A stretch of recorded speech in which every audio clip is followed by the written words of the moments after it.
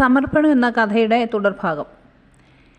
നീലാംബരിയുടെ +2 വിദ്യാഭ്യാസം ഒക്കെ പൂർത്തിയായി. റിസൾട്ട് വന്നപ്പോൾ നല്ല മാർക്കുണ്ടായിരുന്നു. എങ്കിലും തുടർ പഠനത്തെക്കുറിച്ച് അവൾ ചിന്തിച്ചില്ല. കാരണം താൻ ഏറ്റെടുത്ത ദൗത്യം വിജയിപ്പിക്കണം, അതുമാത്രമായിരുന്നു അവളുടെ ചിന്ത.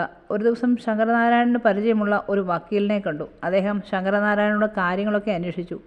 കൊച്ചുമകളുടെ കഥയും എല്ലാം ശങ്കരനാരായണൻ പറഞ്ഞു. ഇതെല്ലാം കേട്ട് അദ്ദേഹം പറഞ്ഞു, ആ കൊച്ചിനെ എനിക്കൊന്ന് കാണണം. അങ്ങനെ ഒരു ദിവസം അദ്ദേഹം വീട്ടിലെത്തി. നീലാംബരിയെ കണ്ടു. പഠിത്ത കാര്യങ്ങളൊക്കെ ചോദിച്ചു.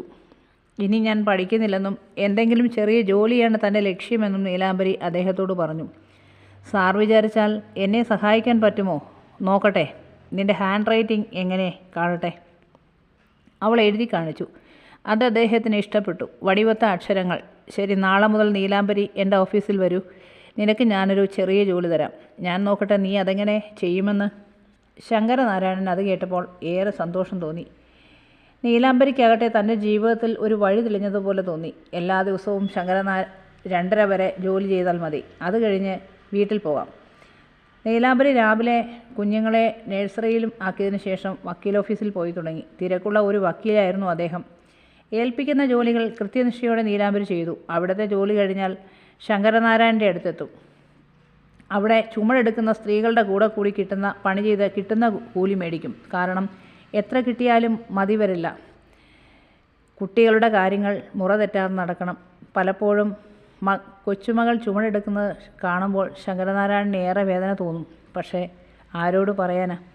നീലാംബരിക്കാകട്ടെ സ്വന്തം കാര്യത്തിൽ ഒരു ശ്രദ്ധയുമില്ല. ഇപ്പോൾ 18 വയസ്സായി. കണ്ടാൽ നല്ല ഇരുണ്ട ഒരു സുന്ദരി, എല്ലാ അർത്ഥത്തിലും നല്ല ഒരു പെൺകുട്ടി. വക്കീൽ മാധവനുണ്ണിയാകട്ടെ നീലാംബരിയുടെ ജോലികാര്യാദികളിലുള്ള ശ്രദ്ധയും കഴിവും കണ്ട് അഭിനന്ദിച്ചു. കഴിഞ്ഞ ദിവസം ജോലി കഴിഞ്ഞ് ചുമടെടുക്കുന്ന അദ്ദേഹം കണ്ടു. നീലാംബരിയോട് അദ്ദേഹം പറഞ്ഞു, ഏത് ജോലിക്കും അതിൻ്റേതായ മാന്യതയുണ്ട്. എങ്കിലും ഈ പ്രായത്തിൽ അത്രയും വലിയ ചുമടെടുക്കുന്നത് ആരോഗ്യപ്രശ്നങ്ങൾ ഉണ്ടാക്കും. അതുകൊണ്ട് അത് ശ്രദ്ധിക്കണം. വൈകുന്നേരം കുട്ടികളുടെ കാര്യങ്ങളും വീട്ടുകാര്യങ്ങളുമൊക്കെ കഴിഞ്ഞ് തനിക്ക് ആകുന്നതുപോലെ കുട്ടികളെ പഠിപ്പിക്കും. അടുത്ത ഭാഗവുമായി വീണ്ടും കാണാം.